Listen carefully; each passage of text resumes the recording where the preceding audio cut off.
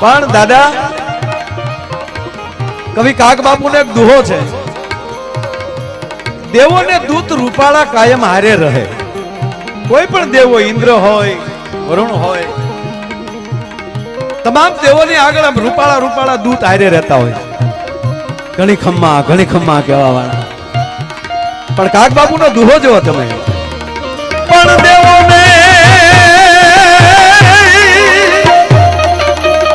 દેવોને દૂત ઓલા રૂપાળા કાયમ હારે રહે. આ તો ભેળા રાખે ભૂત એ ઓલો કૈલાસ વાળો કાગડા.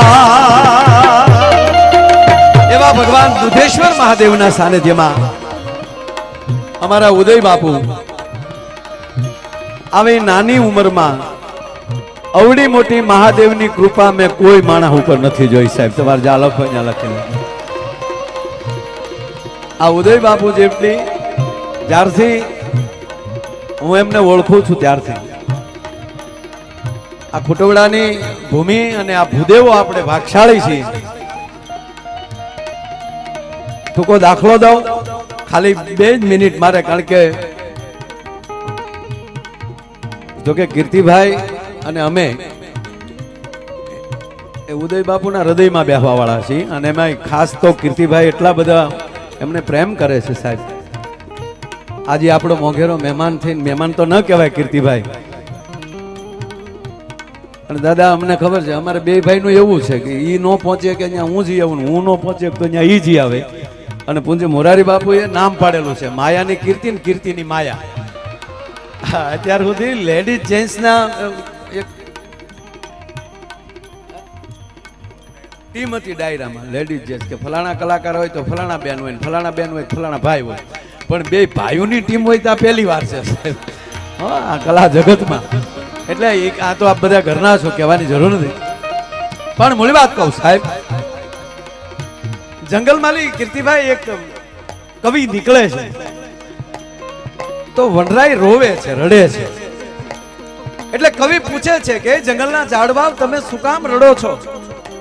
ત્યારે જંગલે જવાબ દીધો કે અમારા કુળમાં એક વાહડો જન્મ્યો છે. આજ એક વાહડાનો જન્મ થયો છે. ઈ મોટા થશે ત્યારે અંદરો અંદર વાહડા ઘસાશે, એમાંથી અગ્નિ પ્રગટ થશે અને એને લીધે અમારે બધાને હારે બળવું પડશે.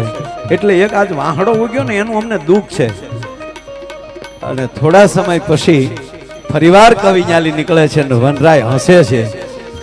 એટલે વનરાયને પૂછે છે કવિરાજ કે આજે એટલા બધા હરખમાં કેમ છો? ત્યારે વનરાય કહે છે કે આજ અમારા જંગલમાં, અમારા વનમાં, અમારા કુળમાં એક ચંદનનો છોડ ઉગ્યો છે. સાહેબ જેમ ઘસાશે ને એમ અમને સુગંધ આપશે, જેમ ઘસાશે એમ એ પવિત્ર ધરતી બનાવશે.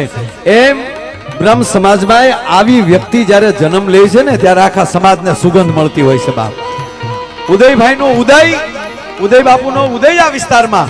અને આજે આપણા 42 ગામના ભૂદેવોને ધારે તો મુંબઈ પ્રોગ્રામ કરી શકે એટલું નહીં, ગમે એવી 5 સ્ટાર હોટલના બાપની હોટલ હોય ને એના હોલમાં પ્રોગ્રામ કરી શકે છે. આપ બધાને ત્યાં બોલાવી શકે, એમાંય સવાલ નહીં. પણ એને ઈચ્છા હતી કે મારા દુધેશ્વર મહાદેવના સાનિધ્યમાં આવો કાર્યક્રમ રાખીએ, ત્યાં બધા ભૂદેવો મળે. એટલે અમને અતિ આનંદ છે. ને એમાંય પૂરું ખુટવડાનું વિશ્વ જગત ગૌરવ લઈએ કે એવું એને કામ કર્યું છે. અને બીજું અહીંયા પ્રહલાદ બાપુ બેઠા છે, એ પણ આપણા અહીંયા નેપાળી બાપુના આશ્રમને જેને એને દીપાયો છે એમને પણ આપણે તાળવીના આગળથી વધાવીએ. અહીંયા બધા સંતોની હાજરી છે, આરસીભાઈની હાજરી છે. અને ઠેઠ મોરબીથી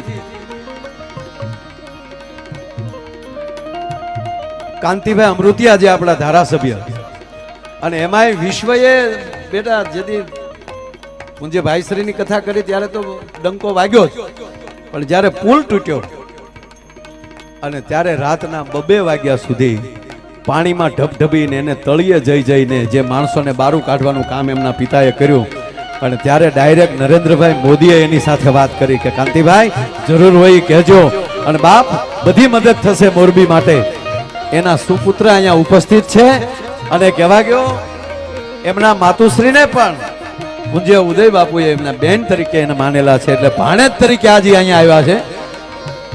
મેં પહેલા કીધું એમ કે આરસીભાઈ આપણા વિસ્તારનું ગૌરવ છે. અને હારોહાર અહીંયા એવા એવા બધા મહેમાનોની અહીંયા હાજરી છે સાહેબ. કોના કોના નામ લઉં? બાકી તો આપણે બધા ઘરના છીએ અને આખી રાત છે બધાનો આપણે આનંદ કરશું. પણ આજ અમને આનંદ કેવો છે ને ટૂંકી વાત કહી દાદા, અમને આનંદ એવો છે કારણ કે હું તો અહીંયા આહરાના બાજુમાં નાની એવી ચોકડી, ત્યાં ચોકડીની પાસે આપણી નિશા, આમ બોરડા ગણો તો આઘું પડે પણ એ આડબીડ જાય તો 10 કિલોમીટર આવી છે ડાયરેક્ટ. એટલે આજે મોહાળ જમવાનું મા પીરણે કીધું ના કે આજે હાસું પડ્યું. દાદા આપણા જિલ્લા પંચાયતના અહીંયા સદસ્ય અને આપણા જિલ્લાના ચેરમેન અહીંયા હાજર છે અને પૈણ પ્રમાણે હોદ્દો છે હો. હા, એટલે આજ બધો ઘરનો ડાયરો. એટલે અમે રોજ દાદા કહીએ કે ઘરનો ડાયરો, રાજ્ય એવું ધાબુ, મોહાળ જમવાનું મા પીરણે, અને આજ ઘરનું પોલીસ સ્ટેશન ને બાપ ફોલદાર. હવે આમાં કાંઈ ઘટે નહીં બાપુ. એટલે આનંદ કેવો છે.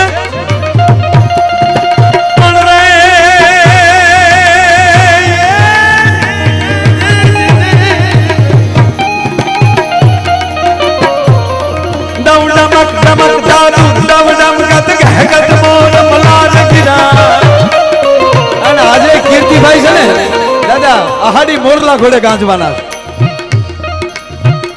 આજ કીર્તિભાઈ તમારે જેટલી તૈયારી કરવી એટલી કરજો. અમારા આ બધા એવા સાંભળવાના અમે ઘોયા છીએ ને, તમે જેમ મોરલા ઘોડે ટોંકા કરશો ને એટલા અમે આહાડી વાદળા ઘોડે આમાં ગાંજવાના છીએ બાપ. એટલે આજ આનંદ એવો છે.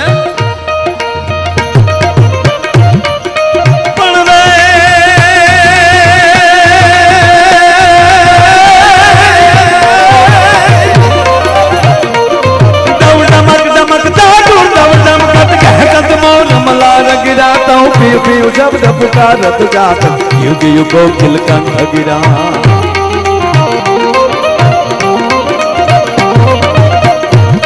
दौ गलर गलर न बहुत कड़ा गंधर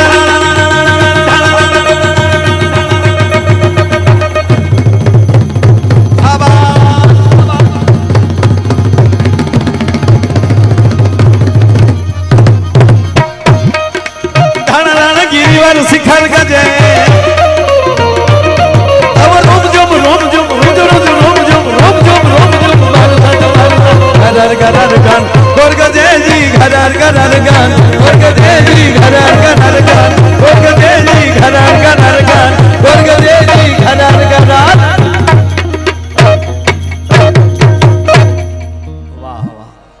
શાંતિ કરણ જગ ભરણ મારી ઘણો ઘડ્યા ભાવ ઘાટ એથી નમીએ તને નારાયણી મારી વિશ્વરૂપ વૈરાટ.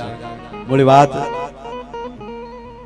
મોટા ખોટવડાની ઓહરીએ દાદા જ ઓહરીનો પ્રોગ્રામ છે. ભગવાન બુધેશ્વર મહાદેવનું સાનિધ્ય. ઉદયનો અર્થ થાય ઉગવું, અને જેનો ઉગાવો જેવો હોય ભગવાન સૂર્યનો દાદા બાપુ જ્યારે ઉદય થાય તો કઈ બિંગલ નો વગાડવા પડે, સાવધાન સૂર્યનારાયણ ઉગી રહ્યા છે. એ તો જેવો ભગવાન સૂર્યનારાયણ ઉદાચર ને ઓરડેલે એમ કહેવાય એક ચક્ર કીર્તિભાઈ જામ કહેવાય ભગવાન ભાસ્કર જ્યાં નીકળે અને હોનાના પછડાનો સાણા કરતો એમ કહેવાય નારાયણ ઘા કરે તો કીડીથી લઈને ગુંજર સુધી ખબર પડી જાય કે નારાયણ ઉગ્યા છે. એમ આપણા ભૂદેવ એવો જે ઉદય કર્યો છે પોતાના માજરે વતન. મને આનંદ એ વાતનો છે કે એને જે અહીંયા પસંદ જે કર્યું છે ગામ, અહીંયા કાર્યક્રમ કરો. પધારો પધારો.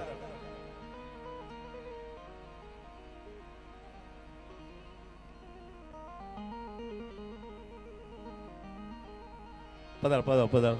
વાહ, એવા મોઘેરા મહેમાનો બધા આવ્યા છે. આપણે રીબડા અહીંયા મહેમાન થયું હોય સાહેબ અનિરુદ્ધભાઈ ના સુપુત્ર પધાર્યા હોય. તાળીના ગળાથી એમનું પણ આપણે વધાવીએ બાપ.